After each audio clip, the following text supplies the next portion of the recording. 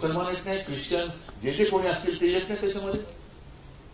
आज सुद्धा महाराष्ट्र रक्षणासाठी, महाराष्ट्र धर्माच्या रक्षणासाठी जो कोणी माझ्यासोबत येईल तो माझा आहे. तो असेल हिंदू असेल, मुस्लिम असेल, ख्रिश्चन असेल, शीख असेल, कोणी असेल, गुजराती आहेत.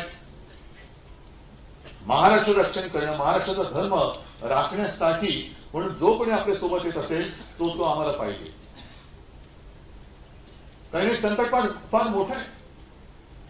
जो एक तुम्ही नवीन महाराष्ट्र घडवण्याची अपेक्षा व्यक्त केली, नवीन महाराष्ट्र घडवण्याची गरजच नाहीये. माझ्या महाराष्ट्राचं जे स्वत्व आहे ते टिकवलं तरी माझा महाराष्ट्र कित्येक पावलाने अनेक इतर बाकीच्यांपेक्षा पुढारलेला आणि सुधारलेला माझा महाराष्ट्र. ते स्वत्व टिकवा फक्त, बाकी काही नको.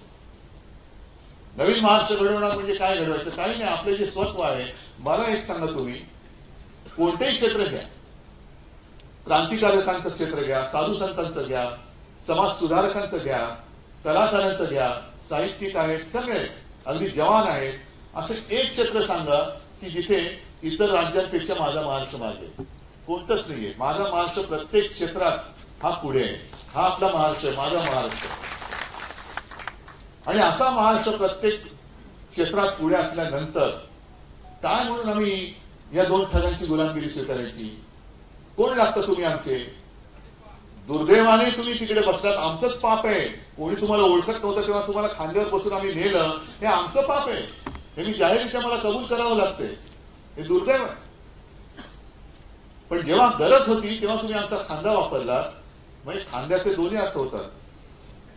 तेव्हाही तुम्हाला दिला, आताही तुम्हाला द्यायची इच्छा आहे राजकारणामध्ये. आता सुद्धा आमची इच्छा आहे की राजकारणात तुम्हाला खांदा द्यावा. जनता वाटच बघते. पण ही जी काय मतलबीपणा आहे, हा मतलबीपणा तुमचा लपून नाही राहिलेला. वापरा आणि फेकून द्या. कशासाठी? काय? कोण तुम्ही आहात? कोण? काय म्हणून तुम्हाला देश पाहिजे? आणि देशाची लोकशाही का तुम्हाला संपवायची? जर लोकशाही नसती तर तुम्ही निवडून आला असतात का?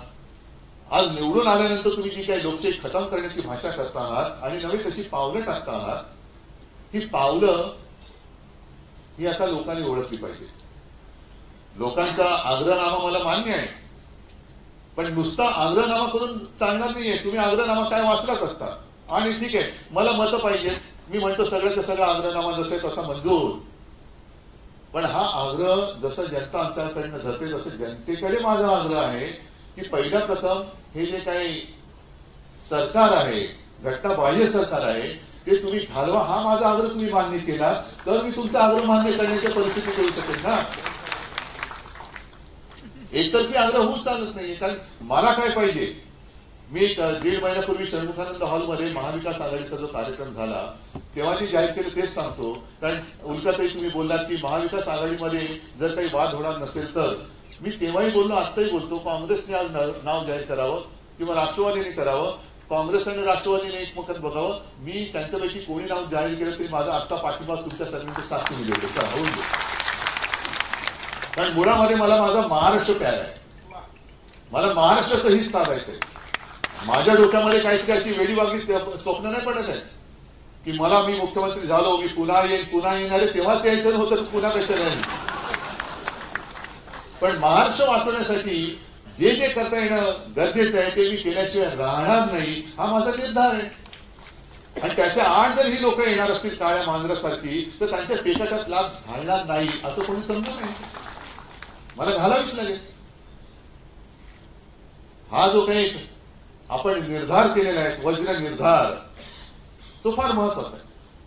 आणि तुम्ही सगळेजण सगळ्या संस्था ह्या स्वयंसेवी संस्था आहेत.